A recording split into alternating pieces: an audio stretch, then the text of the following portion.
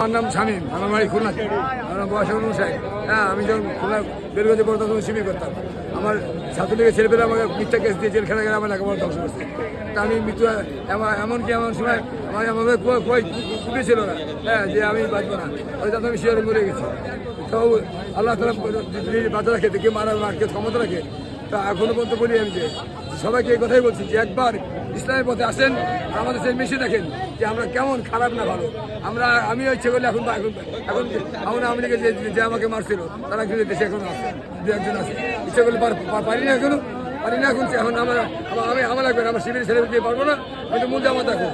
আপনি শিবির করেন? এখন জামাত করি আমি, এখন প্রথম শিবির। এখন জামাত মূল দলে আছি। বাড়ি কোথায়? খুলনা। খুলনা।